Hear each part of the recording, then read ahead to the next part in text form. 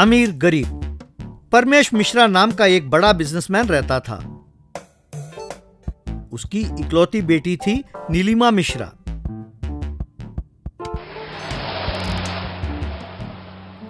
नीलिमा को उन लोगों पर बहुत गुस्सा आता था जो औरतों की अवहेलना करते थे या झूठ बोलते थे। एक बार परमेश मिश्रा ने विनय नाम के एक युवक को इंटरव्यू किया। वो विनय की सूझबूझ से काफी प्रभावित हुआ। Very good Vinay, you are appointed as sales head कहकर हाथ मिलाया।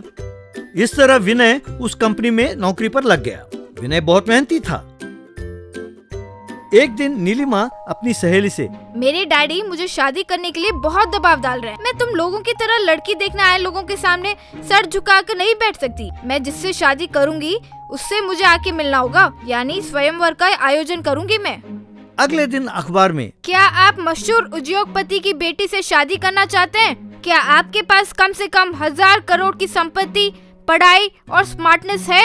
यदि हाँ तो तुरंत इंटरव्यू के लिए आइए, नीलिमा मिश्रा। यूं लिखा था। उस अखबार को देखकर एक दोस्त, यार विनय कहती है कि 1000 करोड़ की संपत्ति होनी चाहिए। अरे वाह, जो इससे शादी करेगा वो बहुत खुशनसीब होगा यार। इसको राजी करना बहुत मुश्किल है। ये कितनी होशियार है। मैं तभी समझ गया था जब इसने पेपर में ऐड दिया। ऐसे लोगों को आसानी से मना सकते हैं। हाँ, तो ठीक है, तुम उसे जाकर शादी के लिए राजी करो। 10,000 की शर्त लग गई। 10,000? अरे यूं तो मैं शर्त नहीं लगाता, पर घर पर अर्जेंट पैसे भेजना है। चलो, मैं शर्त के लिए तैयार हूँ। उसके बाद वो सूट पहनकर बड़े ठाठ से नीलिमा के पास गया। Please come, have a seat. आप इंटरव्यू के लिए आए हैं ना? अरे इंटरव्यू नहीं तो क्या मैं फिल्म देखने आया हूँ? What a silly question. लगता है कि आपका IQ लेवल बहुत कम है। ओह आई एम सॉरी। आप क्या करते हैं? एक और सिली क्वेश्चन। अगर आप ये पूछते कि आप क्या नहीं करते तो अच्छा होता। टेक्सटाइल बिजनेस से लेकर टीवी मैन्युफैक्चरिंग तक, फार्मास्यूटिकल्स, सॉफ्टवेयर, रियल एस्टेट, यूं और कई बिजनेस हैं। स्टेट्स में टेक्सटाइल्स, जापान में इलेक्ट्रॉनिक्स, इंग्लैंड में एक्सपोर्ट्स, स्विट्जरलैंड में software business. Oh I am sorry, यूं बोलता ही गया तो आपका सारा टाइम वेस्ट हो जाएगा। By the way, I am Vinay. जल्दी इंटरव्यू करें, मुझे सिंगापुर जाना है। उसकी बातों से नीलिमा बहुत इम्प्रेस हुई। आप कौन कौन सी भाषाएं जानते हैं? इतनी भाषाएं जानता हूँ? अरे मुझे लगता है कि आप हिंदी और अंग्रेजी के अलावा कोई भाषा नहीं जानती। Am I correct? मुझे Japanese, Korean, Thai, Latin, French, Arabic, Russian, यूं तकरीबन 30 भाषाएं बोलना और लिखना जानता हूँ। काशी खुशी खुशी खो, शीशा खुखुश कोशिशे। ये क्या? इसका क्या मतलब है? ये स्वाहिली भाषा है। इसका मतलब है आप बहुत सुंदर हो। ये बात सुनकर वो पिघल गई। वाव, आप बहुत अच्छा बोलते हैं, पर जब तक हम 2-4 बार और न मिल लें, एक दूसरे को समझना मुश्किल है। तभी मैं कोई निर्णय ले सकूंगी। कल शाम को पार्क में मिले। यानी मेरा 10,000 गया? 10,000 क्या? वो 10,000 नहीं, 10,000 करोड़ की डील के बारे में सोच रहा था।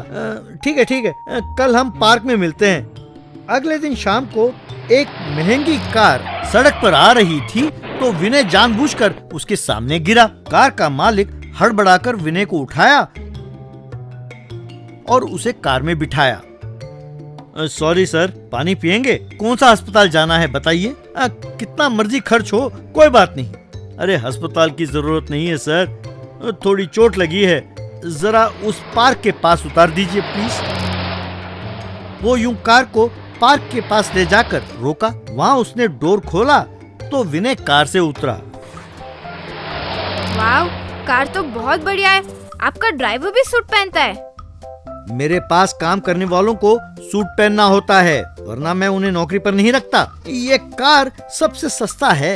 इसकी कीमत केवल 5 करोड़ है। ड्राइवर ने मांगा तो मैंने उसे दे दिया। हर रोज कोई ना कोई आकर कार दान करने के लिए कहता रहता है। अब अपने पास काम करने वालों का ख्याल तो रखना ही पड़ता है ना। ये सुनकर नीलिमा ने फैसला कर लिया कि इसी से शादी करेगी। उसने तुरंत, आप मेरे साथ फौरन आइए प्लीज, कहकर उसे अपने साथ ले गई।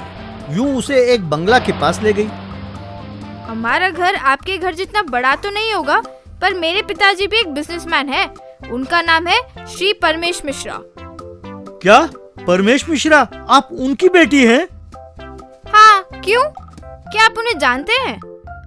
वो देखिए, बातों बातों में डैडी आ गए। डैडी, दिस इज विनय। हाय विनय, मैं विनय को क्यों नहीं जानता?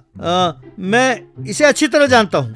क्या आप विनय को जानते हैं? कैसे कैसे जानते हैं? क्यों विनय, आप अपने डैडी को जानते हैं? अरे एक बार लंदन में मेरा फ्लाइट मिस हो गया था, तो इसने अपने प्राइवेट फ्लाइट में मुझे लिफ्ट दिया था, और एक और बार बिना ब्याज के पूरे 1000 करोड़ रुपए इसने मुझे उधार दिया है। सर, मैं आपके हाथ जोड़ता हूँ सर, घर अर्जेंट 10,000 रुपए भेजने के चक्कर में मैं ये गलती कर बैठा सर। सॉरी नीलिमा, मैंने तुमसे झूठ बोला था, मुझे माफ कर देना।